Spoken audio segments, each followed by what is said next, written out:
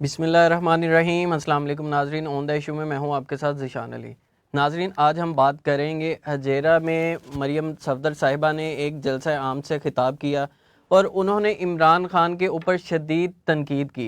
इसके अलावा उन्होंने कश्मीर को लेकर संगीन इल्ज़ामात लगाए गवर्नमेंट के ऊपर। उन्होंने कहा कि कश्मीर के 3 हिस्से किए जा रहे हैं और कश्मीर को सूबा बनाया जा रहा है, जबकि इमरान खान की जानिब से कोई भी अभी तक ऐसी बात सामने नहीं आ सकी। ना ही कश्मीर को 3 हिस्सों में किया जा रहा है, ना ही कश्मीर को सूबा बनाया जा रहा है। नाजरीन, बदकिस्मती से हमारे नाम नहाद सियासतदान जो हैं वो बात करते हुए ये बिल्कुल खिताब करते हुए ये बिल्कुल नहीं सोचते कि उनके जो उन्होंने बयान करना है, जो उन्होंने गुफ्तगू करनी है, उससे हमारे जो दुश्मन ममालिक हैं या फिर जो हमारे हमसाया ममालिक हैं वो उनकी उन बातों से बहुत फ़ायदा उठा सकते हैं। नाजरीन, आज मेरे प्रोग्राम में जो मेहमान मौजूद होंगे उनका मैं आपसे तारुफ करवाता जाऊँ। मियाँ जवेद साहब हैं, रहनुमा पाकिस्तान तहरीके इंसाफ से। उनके साथ बिलाल अकबर खान साहब हैं, पाकिस्तान मुस्लिम लीग नून से MP हैं। मैं वेलकम करता हूँ अपने मेहमानों का। मियाँ साहब और अकबर साहब, आपकी तरफ आने से पहले मैं मरियम नवाज साहिबा का एक शॉर्ट सुनवाना चाहूँगा कि उन्होंने आज क्या कहा, ज़रा सुनिए। करना पड़ रहा है कि तुम अवाम की चॉइस नहीं हो, तुम सिलेक्टर्स की चॉइस हो। और नवाज शरीफ चॉइस इसलिए नहीं था कि उसने कहा कि मुझे निकाल दो, जेल में डाल दो, बीवी के जनाजे में शामिल नहीं हो सके, मां के जनाजे में शामिल नहीं हो सके, बीवी को मिल नहीं सके। जी नाज़रीन, मरियम सफदर साहिबा ने ये जो कुछ भी कहा, इसके अलावा और भी बहुत सी उन्होंने बातें की कि इमरान खान साहब चॉइस किस लिए हैं कि वो झुक जाते हैं, वो डर जाते हैं। इसके अलावा हम अगर बात करें मियां नवाज शरीफ साहब की, तो मेरे ख्याल से 2013 के इलेक्शन में जब पोलिंग का वक्त ख़त्म हुआ था 5 बजे, उसके 4-5 घंटों के बाद मियां साहब मॉडल टाउन में अपनी रहायशगाह के बाहर बालकोनी में आकर खिताब करते हैं और अपने लोगों को मुबारकबाद देते हैं कि हम जीत चुके हैं। आपको भी पता है, हमें भी पता है, हम इलेक्शन जीत चुके हैं। अभी तमाम रिजल्ट्स आने बहुत बाकी थे, लेकिन उससे पहले ही ये अनाउंसमेंट कर दी जाती है कि हम जीत चुके हैं। ज़रा मियाँ साहब का वो शॉर्ट ज़रा चलवा दीजिए। एक बात का मुझे ये आप सबको भी और हम सबको भी इस बात की तकरीबन कंफर्मेशन है कि मुस्लिम लीग नून अल्हम्दुलिल्लाह इन इलेक्शंस में सबसे बड़ी पार्टी उभर के आई है। जी नाज़रीन, तो आपने सुना जिस तरह मियाँ साहब ने अनाउंसमेंट कर दी थी रिजल्ट आने से पहले ही। जी अकबर साहब, आप आपकी तरफ आना चाहूँगा, आप क्या कहना चाहेंगे? मरियम नवाज सफदर साहिबा तो ये फरमा रही हैं कि सिलेक्शन जो है वो चॉइस इमरान खान इसलिए है कि वो झुक जाते हैं या बिक जाते हैं। तो मुझे बताइएगा, इमरान खान साहब चॉइस हैं या तब मियाँ नवाज शरीफ साहब चॉइस थे? भाई बात ये है कि सबसे पहले शुक्रिया आपका कि आपने मुझे शो पर इनवाइट किया। बात ये है कि मरियम नवाज साहिबा ने बिल्कुल ठीक बात की है। इमरान खान साहब ने कश्मीर के इशू पे खास तौर पे बहुत ज्यादा लचक दिखाई है। इसके अंदर हमें खाली इस बात पे तसल्ली देते रहे हैं कि जी आप देखिए जी, खान साहब ने एक काबिल पैदा में जाके कितनी अच्छी जी तकरीर कितनी अच्छी की है। हालांकि उस टाइम पे तकरीरों की जरूरत नहीं थी, उस टाइम पे जरूरत ये थी कि आप तमाम मुस्लिम मालिक को इकट्ठा करते, उनकी वो कॉन्फ्रेंस बुलाते, वहां पे जाके अपना मुकदमा पेश करते, किसी किस्म की आप एहतजाज करते जिससे पता चलता आप वाकई इस मैटर को लेकर सीरियस है। हमें बताया गया जी हर जुमे को जी आपने 5 मिनट के लिए खामोशी से निकल के ना जी रोड के ऊपर खड़ा हो जाना। इससे क्या फर्क पड़ेगा इन बातों से? एक इंटरव्यू में खान साहब ने कहा कि जी अगर हम अगर इंडिया के साथ हम जंग तो नहीं कर सकते ना जी, तो मैं क्या कर सकता था?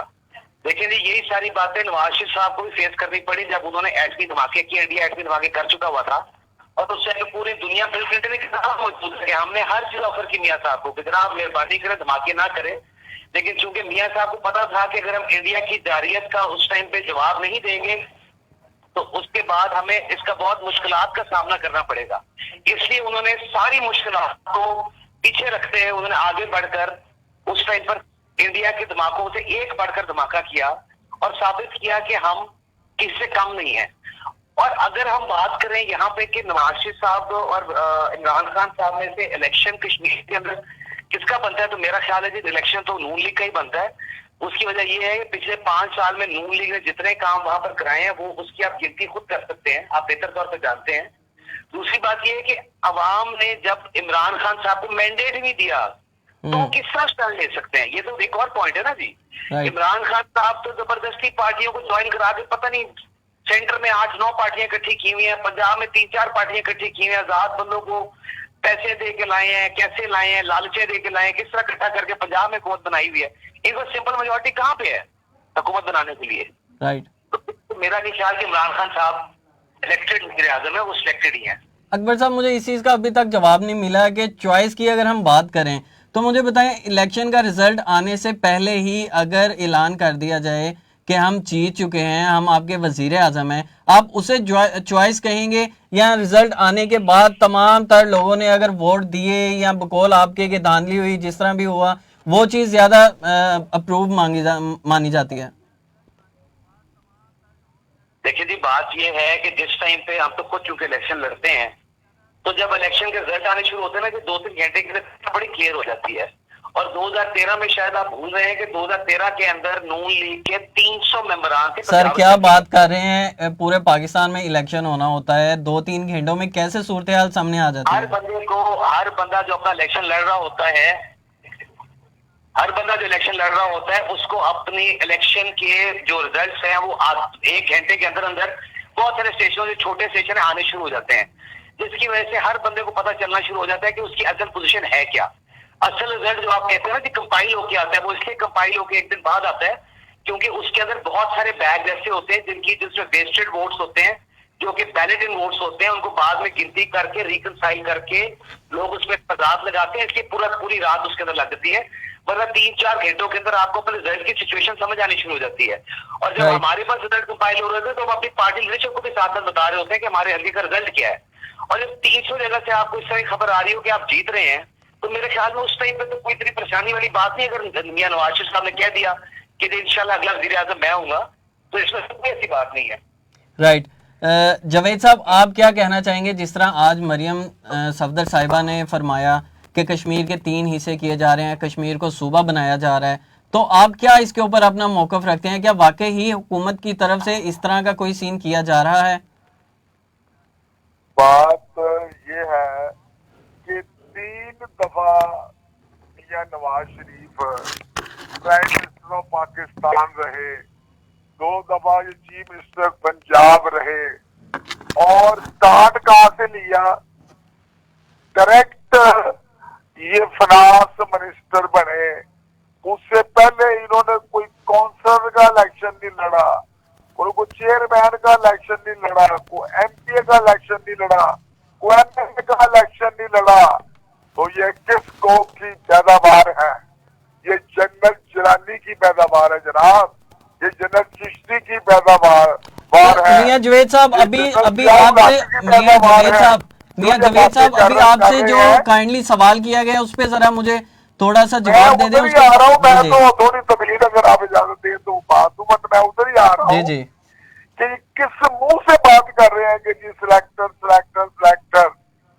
1 करोड़ 80 लाख वोट लिया है, 22 साल स्ट्रगल की है, उसके बाद इक़्तिदार में आया है इमरान खान वज़ीर-ए-आज़म पाकिस्तान, जिसको ट्रू लीडर कह सकते हैं हम, जिसने एक जद्दोजहद के बाद जो वज़ारत उज़्मा संभाली है।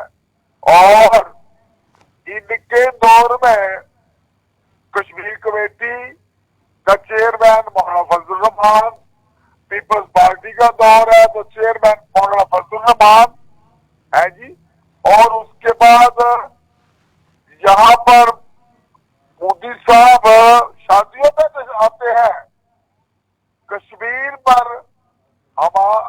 जो कि हमारी शान आ गया पाकिस्तान की, जिस पर कोई कंप्रोमाइज नहीं हो सकता, वो खुद राजिब है कश्मीरी की, जिनके लिए हम उनके साथ खड़े हैं और साथ खड़े रहेंगे। 73 साल से जद्दोजहद हम कर रहे हैं, लेकिन जब इनका इक़्तिदार रहा है उस वक्त एक भी दौरा बता दें कि मौलाना फजल रहमान ने कश्मीर कमेटी का चेयरमैन होते हुए इंटरनेशनल फोरम पे जाके आवाज बुलंद की हो। उसके बाद प्राइम मिनिस्टर ऑफ पाकिस्तान साहब का नवाज शरीफ साहब जो घायल हो चुके हैं, उन्होंने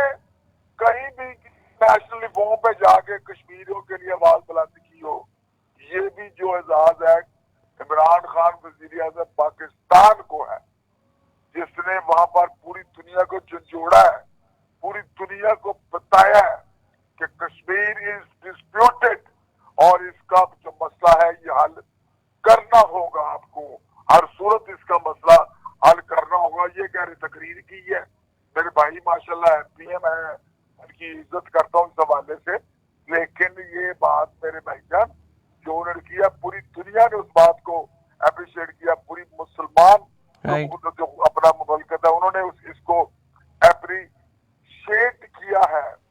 अब जो हमारी अपना बहन है ये जो बोल रही है, 2 दिन पहले कुछ और बोल रही थी, आज कुछ और बोल रही है, क्योंकि अब इंतसाब across the board, corruption free Pakistan, ये मैनिफेस्टो है, ये नजरिया है इमरान खान का, इस पर कोई कंप्रोमाइज नहीं है। इसलिए ये रोजाना जो है अपना बदलते हैं, अपने बयानात रोजाना नए नए बयानात लाते हैं। कुछ दिन खामोशी इख्तियार की है कि शायद हमें को रिलीफ मिल जाए, शायद हमारे को अपना जो हमने करप्शन की है वो हमें हजम करने दें, लेकिन ये करप्शन हजम करने नहीं दी जाएगी। ये एक एक पाई जो है वसूल की जाएगी, जो हमारी खून पसीने की राइट मियां जवेद साहब ने खाई है। जी, आपका मौक़िफ़ आ गया। अकबर साहब, मैं आपकी तरफ आना चाहूँगा, मुझे बताइएगा, इक़दाम भारतीय वज़ीर आज़म नरेंद्र मोदी का उठाया हुआ और तनकीद का निशाना वज़ीर आज़म इमरान खान साहब को बनाया जा रहा है, इसकी मुझे समझ नहीं आ रही। जबकि वज़ीर आज़म इमरान खान साहब ने कहा है, ये स्टेटमेंट दी हुई है कि 5 अगस्त 2019 के इक़दाम को जब तक बहाल नहीं किया जाता, भारत से ताल्लुकात बहाल नहीं हो सकते। देखिए भाई, बिल्कुल बातें करनी तो खान साहब को बहुत अच्छी अच्छी आती हैं। 2000 जो मेरे भाई ने कहा 22 साल उन्होंने स्ट्रगल की, उस स्ट्रगल के अंदर मुशर्रफ के साथ भी रहे हैं, उस स्ट्रगल में वो नून लीग के साथ भी रहे हैं एज एन एलआई, उस स्ट्रगल में वो पीपल्स पार्टी के साथ भी रहे हैं एलआई। तो ऐसी तो कोई चीज उन्होंने स्ट्रगल नहीं की जितनी बताई जा रही है। सिलेक्टेड हम उनको इसलिए कहते हैं, पहले मैं आपको थोड़ी सी बात करूंगा, बाद में फिर आपके पॉइंट पे आता हूँ। सिलेक्टेड हम उनको इसलिए कहते हैं कि 2011 से पहले 1 मैन पार्टी थी।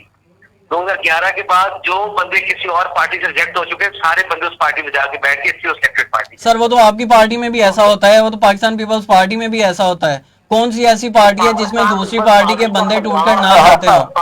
पंजाब से पाकिस्तान पीपल्स पार्टी के जो बंदे पार्टी जब खत्म हुई, क्योंकि उनको वोट मिल नहीं रहा, उन्होंने परफॉर्मेंस नहीं दी थी, तो टूट के इनके पास गए हैं।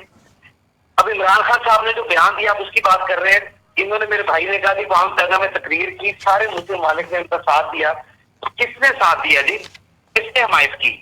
कुछ भी नहीं हुआ। सिर्फ ये तो बातें हैं ना, आप अपने पास से जो मर्जी मनगढ़ बना लें। किसने आप आगे खड़े होकर जब तक कश्मीर का मसला हल नहीं होगा तो हम अक़वाम मुत्तहिदा के अंदर आपके इत्तेहादी हैं और हम आपका साथ देंगे।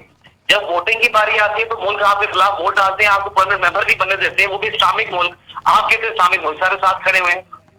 बयानबाजी से कश्मीर को हासिल नहीं किया जा सकता। कश्मीर को हासिल करने के लिए हमें एक बहुत स्ट्रॉन्ग मैसेज जो आप देना चाहते हैं वो खाली वर्ड से नहीं होगा।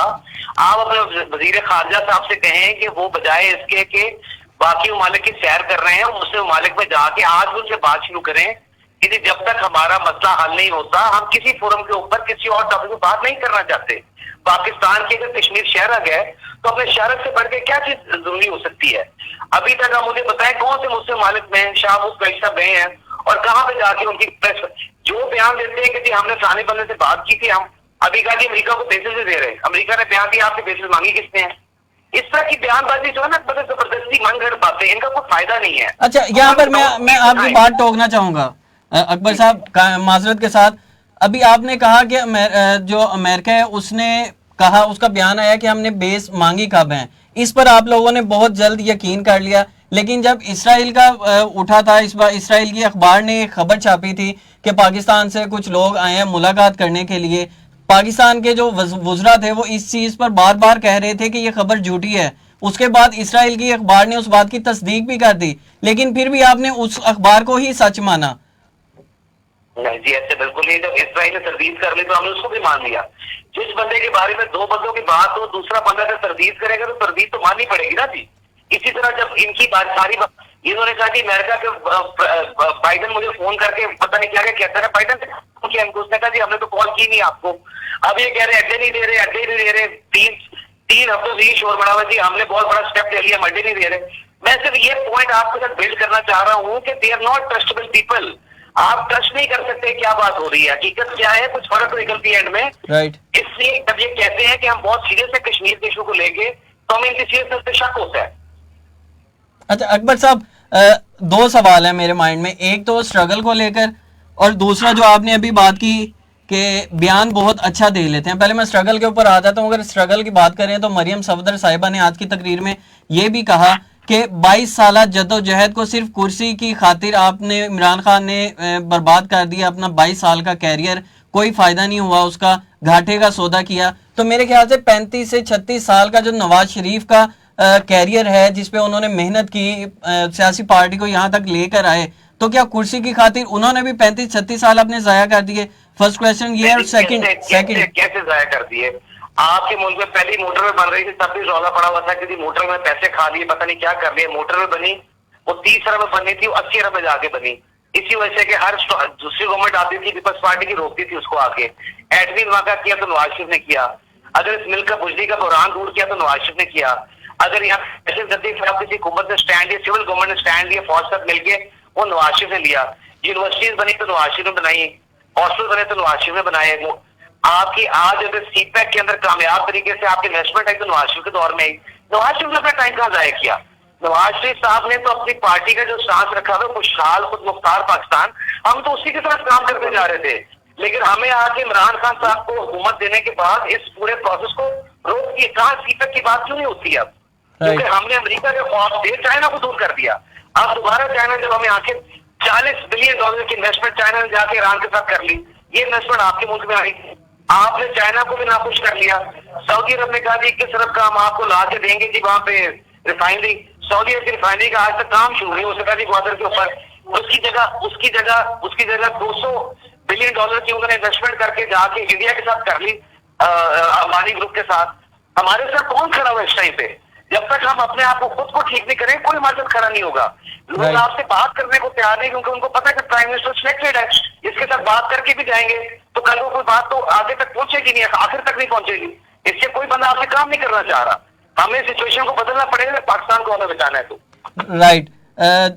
जावेद साहब, आपने अकबर साहब की बात तो सुन ली। करा दूं कि भाईजान 13 से 18 तक आपकी हुकूमत थी, जब आप गए हैं पाकिस्तान को ग्रे लिस्ट में FATF में डाल के गए हैं, पाकिस्तान ब्लैक लिस्ट होने जा रहा था, जहाँ पर खजाना खाली था। हाल ये था कि जैसे कि मोटरसाइकिल होती है वो खड़ी है ईंटों पर, ना उसका इंजन है, ना टायर है, ना बैटरी है। ये कौन से तरक्याती काम कर रहे हैं?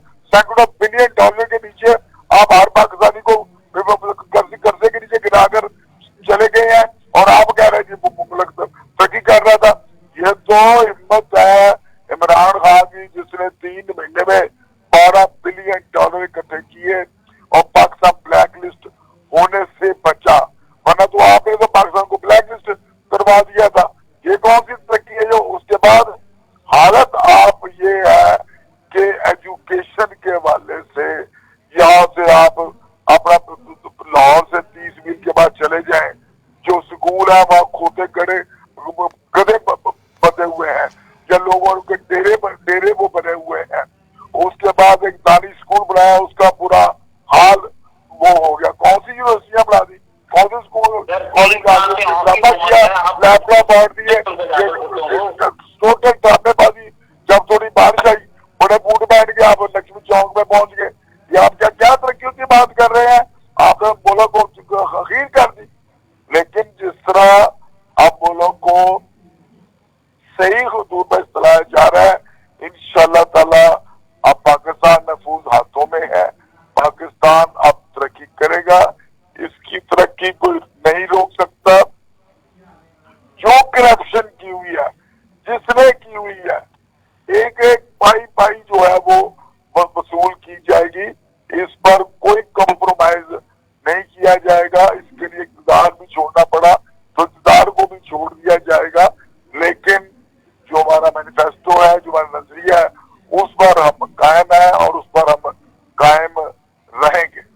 अच्छा जावेद साहब, मुझे एक और चीज़ बताइएगा। मरियम सफदर साहिबा ने तकरीर में ये भी कहा कि इमरान खान कश्मीर में मत आना, वरना यहाँ की आवाम जो है वो आपका ऐसा इस्तकबाल करेगी कि आप याद रखेंगे।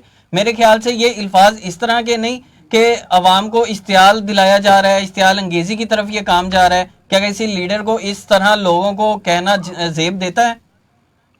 बिल्कुल नहीं देता। और ऐसे जो बयान है सेक्शन 6 में आते हैं, जिम्मेदारी के जुमरे में आते हैं, मैं समझता हूँ ये तो हुकूमत पाकिस्तान का गर्व है कि ये लीनियंट है इस हवाले से, वरना जो ये बयान दिए जा रहे हैं इनकी बिल्कुल इजाजत नहीं है, ना ये दे सकती हैं। और अल्लाह के फजल से वो जाएंगे 17, 18, 19 को, देखेगा पूरा कश्मीर, देखेगा आजाद कश्मीर देखेगा, वो वहां पर एक लीडर आया है अल्लाह के फजल से। ये अभी इनको पता चल जाएगा। और इनको जो आर पार कह रही थी, जो कह रही थी जी ये खत्म हो गया अपना इनका शो, उसके बाद जिनके वो पीडीएम जो चू चू का मरब्बा था वो भी टूट फूट का शिकार हो गया। आपस में एक लेफ्ट जा रहा है, एक राइट जा रहा है। मुस्लिम लीग से शीन निकल के बाहर आ चुकी है। अभी आप चंद दिनों में देखेंगे कि ये अपना मुस्लिम लीग के हिस्से में बिखरे होने जा रहे हैं। तो ये किसकी बात कर रहे हैं? अच्छा मियां जावेद लोगों के पास साहब, अगर इमरान खान साहब वहां पर क्या दिया पाकिस्तान को, मियां जावेद साहब दबो दिया पाकिस्तान को बड़ी मुश्किल से दोबारा जो है पटरी में चढ़ाया है। मियां जावेद साहब, मुझे ये बताइएगा, अगर इमरान खान कश्मीर में जाते हैं कैंपेन के लिए, वहां पर कोई इश्तियाल अंगेजी होती है तो उसका आप जिम्मेदार किसको करार देंगे?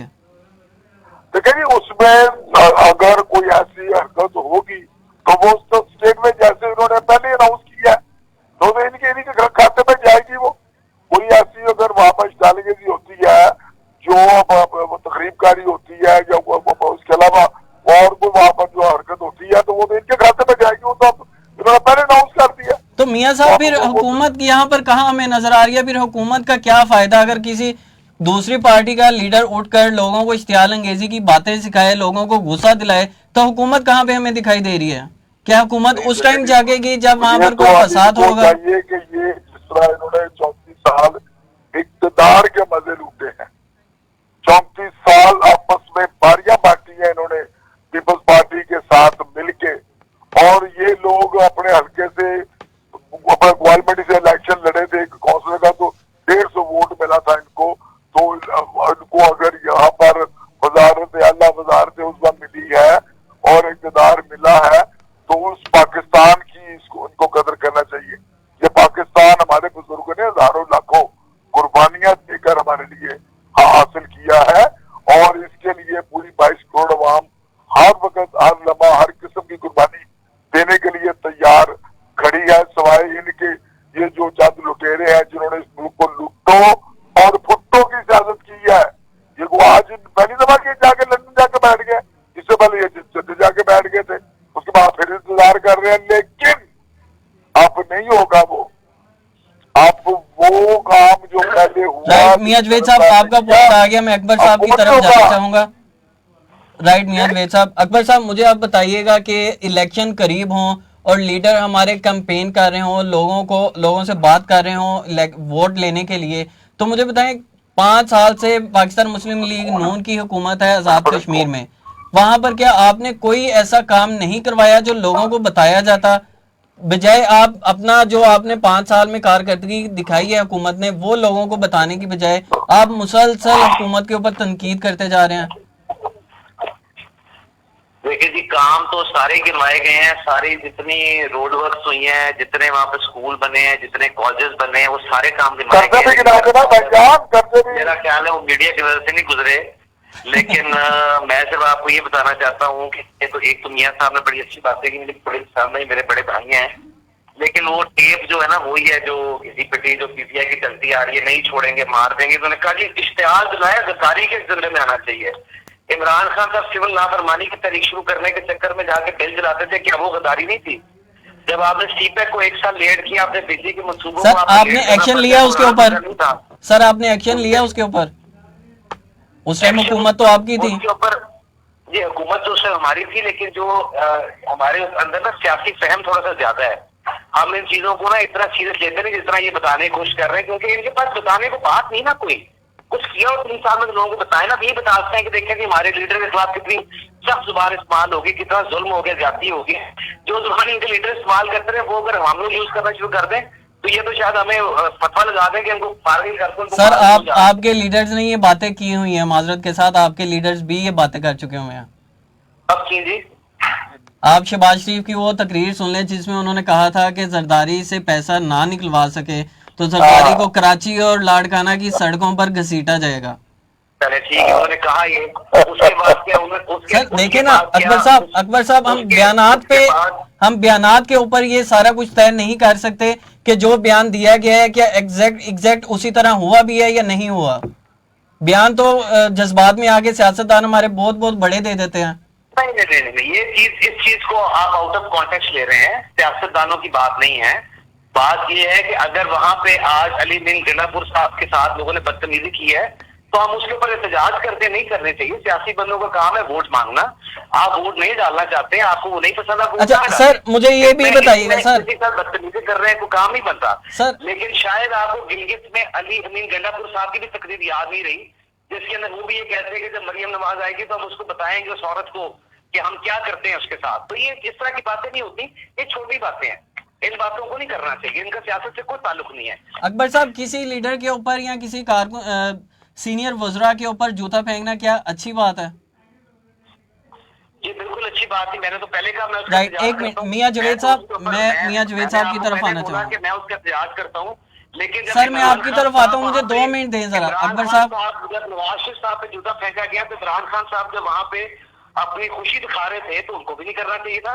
तो ये तो ऐसी बात नहीं है, ये इस तरफ ना इस तरह की बातों से निकलना कुछ नहीं है। अकबर साहब मुझे 2 मिनट देंगे जरा। अकबर साहब 2 मिनट मुझे देंगे जरा। मियां जावेद साहब कल जब जूता फेंका गया उसके ऊपर कोई एक्शन हुआ जरा आप मुझे बताइएगा। कल जब जूता फेंका गया उसके ऊपर कोई एक्शन हुआ, उस पर कोई FIR हुई जिस बंदे ने ये काम किया था? देखिए जी बिल्कुल इस पर एक्शन हो रहा है, फौरी एक्शन हुआ है और उसके खिलाफ बकायदा कार्रवाई की जाएगी। सर पता लगा कि इस पार्टी का बंदा था वो? सबसे पहले मैं खुद भरपूर तौर पर मजम्मत करता हूँ। सर मुझे ये बताएं कि पता लगा वो किस पार्टी का बंदा था? अपना सलाहियत इसकी कोई इजाजत नहीं देगा, ना हम इसकी इजाजत देते हैं, ना हम ऐसी सियासत करते हैं, ना हम ऐसे सियासत करने। मियां जावेद साहब मुझे इस चीज का जरा जवाब दे दें, क्या ये पता लगा कि वो किस पार्टी का बंदा था? ये पता लगा इन्वेस्टिगेशन में कि जिसने जूता फेंका था वो किस पार्टी से था? ये अपने इनका जैसे पहले सही सेंड कर रहे हैं और ये सब कुछ बाहर आ जाएगा, लेकिन मैंने तो कहा है कि हमने तो छोड़े नहीं है, ये बिल्कुल उसको जो है बकायदा उसको पनिशमेंट मिलेगी, उसको जो उसने किया है उसको किएगी, उसको सजा दी जाएगी, बिल्कुल नहीं छोड़ा जाएगा। ये तफ्तीश हो रही है, तहकीकात तो जारी है, 1-2 दिन में हर चीज जो है दूध का दूध और पानी का पानी हो जाएगा, सब कुछ जो है वो मंजर यहाँ पर आ जाएगा, सब कुछ लोगों को पता चल जाएगा कि ये बिहाइंड द सीन ये कौन करवा रहा है और ये कैसे हो रहा है। राइट। अकबर साहब आपकी बात बिल्कुल ठीक है, मैं इस बात से इत्फाक करता हूँ। जितनी भी सियासी मुखालफत क्यों ना हो, इस तरह की हरकत नहीं करनी चाहिए कि किसी लीडर के ऊपर आप जूता फेंक दें या किसी के मुंह पर स्याही फेंक दें। लेकिन आप इस चीज को इतराफ कर रहे हैं इस चीज का कि ऐसा नहीं होना चाहिए। आज कल जिसने जूता फेंका था आज वो बाहर भी आ चुका है, उसे फूलों के हार पहनाए गए हैं और कंधों पर उठाकर उसे ले जाया गया है। वहां पर 100 से 150 लोग मौजूद थे। तो मेरे ख्याल से बदकिस्मती से ये तो पाकिस्तान का हाल है कि जो किसी सियासतदान के ऊपर जूता या थप्पड़ मारता है या स्याही फेंकता है उसे लोग, उसी पार्टी के लोग जो है कंधों पर उठाकर फूलों के जो हार हैं वो पहनाकर उसे इसका इस तरह से इस्तेमाल करते हैं। जी बिल्कुल काबिल मजम्मत बात है जी, बहुत काबिल मजम्मत बात है, इस तरह बिल्कुल नहीं होना चाहिए। बात जो है अगर मुकाबला है तो वो सियासी तौर पे है, अगर लड़ाई है तो वो सियासी है, उसको जब आप जाती बनाएंगे इस तरह के हरकतें शुरू करेंगे तो एक साइड से शुरू हो तो फिर ये सारा फैलती है बात, इसी तरह बढ़ते बढ़ते बात जो है ना आउट ऑफ कंट्रोल हो जाती है। ये हम तो एज अ पार्टी भी मैं समझता हूँ कि हमें इसकी मजम्मत करते हैं और अगर हमें ऑफिशियल स्टेटमेंट देके भी इसकी मजम्मत करनी चाहिए कि ऐसा काम दोबारा ना किया जाए। लेकिन मेरे भाई ने कहा कि हम ऐसी हरकतें नहीं करते। ये जो अंदर असेंबली के अंदर उन्होंने किताबें मारी और गालियां दी, तो कुछ महीने पहले, 1 आधे महीने पहले की बात है। ये सब खराबी सिस्टम की है।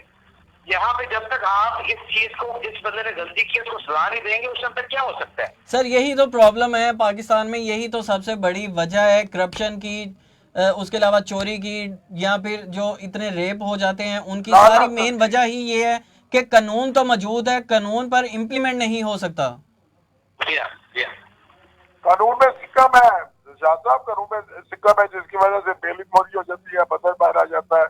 अब इंशाल्लाह कानून साजी की जा रही है और उसमें बहुत तरमीम लाई जा रही है, बहुत इंशाल्लाह लाई जा रही है, ताकि जो भी मुल्ज़म और से मुजरम बने उसको फौरी तौर पर जो है वो सजा दी जाए और वो सारी कौम के लिए इबरत का निशान बन जाए, तो दूसरा बंदा जुर्म ना करे, कोई भी किसी की भी किस्म का, चाहे वो क्राइम हो। बस अल्लाह करे ये कानून साजी जितनी जल्दी हो सके हो जाए, क्योंकि इससे फायदा तो पाकिस्तान की गरीब आवाम को ही होगा।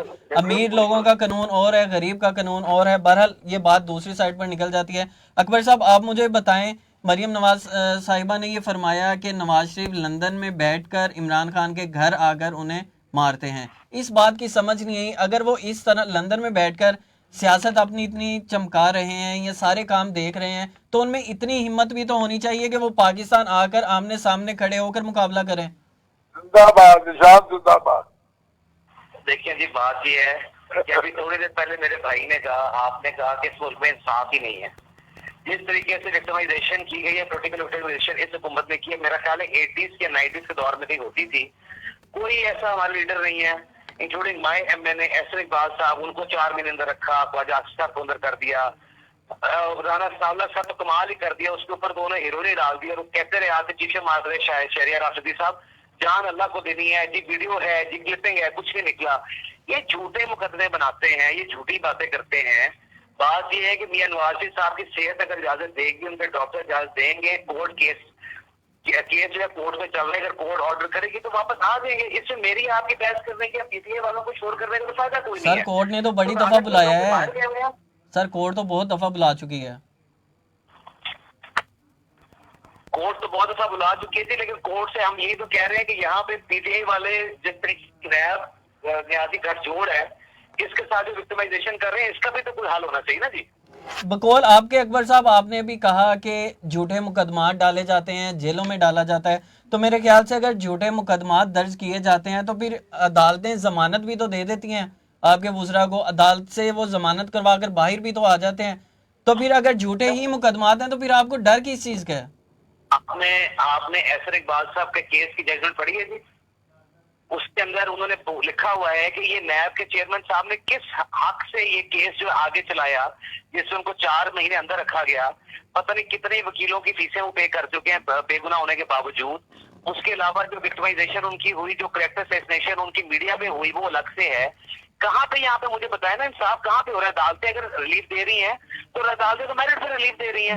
अब उसके ऊपर भी आप कहेंगे कि वो उसको बड़ी ज्यादती कर रही है, तो मैं समझ नहीं अकबर साहब, आप ये बात आप बिल्कुल ठीक कर रहे हैं। देखें, अदालतों से जब जमानत हुई है, अदालत का एक ही रिमार्क्स रहा है कि नैब ठीक काम नहीं कर रही, सियासतदानों को इंतकामी कार्रवाई का निशाना बना रही है। अब ये तो मियाँ जावेद साहब से भी पूछेंगे, मुझे इस चीज़ की समझ नहीं आती। यहाँ तो पाकिस्तान तहरीके इंसाफ अदालतों को सही तरह समझा नहीं पा रही, या नैब अपना काम सही तरह से नहीं कर पा रही, या अदालतें फिर इस कानून को सही तरह से समझ नहीं पा रही। ये तो जावेद साहब ही जवाब देंगे इस बात का।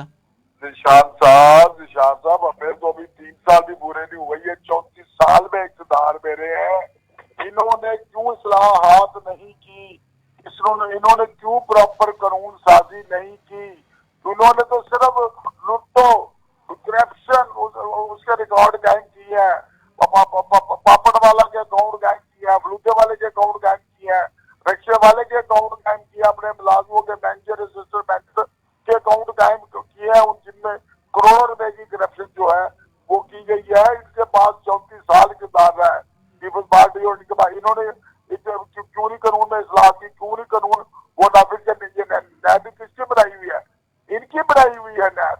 अब उसमें हमारे तो अल्लाह के फजल से जो भी उन्होंने बुलाया, अरीब खान भी जेल में रह गया है, रहमतुल्लाह भी जेल में रह के आया है, और हमारे लीडर जो है वो भी जब जेल काट कर आए हैं, वो भी बेहिंसा बाहर गए हैं। जबकि ऐसा हुआ नहीं आज तक कि जब इक़्तिदार हो और सिटिंग मिनिस्टर हो और वो जो है उसको कहे तो आप इंक्वायरी भुगते या कभी हुआ नहीं है।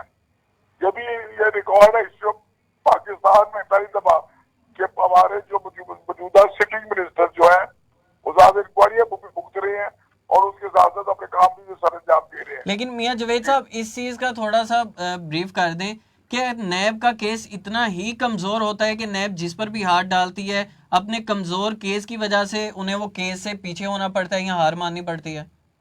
नहीं, नैब तो पर अपना जो है वो अपना काम करती है। अब उसमें 110 जो है वो कोई चाहिए होती है, उसमें फिर और बहुत से सिकम है जिसकी वजह से जो है वो मुल्जिम को अपना फायदा मिल जाता है और वो अपना उसमें से निकल जाता है। मैं तो बता रहा हूँ कि ये तो इन्हीं के बनाए हुए सारे अपने सजा, लेकिन Right. सब कुछ चेंज किया जाएगा। राइट जावेद साहब, मुझे प्रोग्राम का वक्त खत्म हो रहा है, मुझे कश्मीर के ऊपर जरा बता दें, कश्मीर में होने वाले इलेक्शन को आप किस तरह से देख रहे हैं? आपको कितनी उम्मीद है कि कश्मीर में हुकूमत पाकिस्तान तहरीक इंसाफ की बन जाएगी? लेकिन इंशाअल्लाह ताला आजाद कश्मीर में पाकिस्तान तहरीक इंसाफ की हुकूमत इंशाअल्लाह ताला बनेगी। पाकिस्तान तहरीक इंसाफ के वहां पर जो उम्मीदवार है वो कामयाब होंगे और वो जो हमारे कश्मीरी भाई है जो पनाह आजाद कश्मीर में रहते हैं उनको पता है अब फर्द एक ही उम्मीद है और वो है इमरान खान और वो है पाकिस्तान तहरीक इंसाफ, और इंशाअल्लाह ताला भारी अक्सरियत से हम वहां पर इंशाअल्लाह इलेक्शन जीतेंगे इंशाअल्लाह ताला। राइट, अकबर खान साहब आप क्या कहना चाहेंगे? अपनी पार्टी को कितना मजबूत देख रहे हैं आप आजाद कश्मीर के इलेक्शन में? इंशाल्लाह जी आजाद कश्मीर के इलेक्शन में जीत तो मुस्लिम लीग नून की होगी, क्योंकि लोग कारकर्दगी को वोट देते हैं, लोग नाकामियों को वोट नहीं देते। और जो मेरे भाई ने उस पाकिस्तान तहरीके इंसाफ ने भी बहुत काम किए और वो बिल्कुल लोग उसकी वजह से उनको वोट देंगे। अब तक 14 या 13 दिन इलेक्शन में तो किसी ने उनको वोट नहीं डाला। कराची की सीट तो 6 नंबर पर आए थे, तो पता नहीं कहाँ से क्यों ऐसी बातें करते हैं पीडीए वाले, मुझे समझ नहीं आती।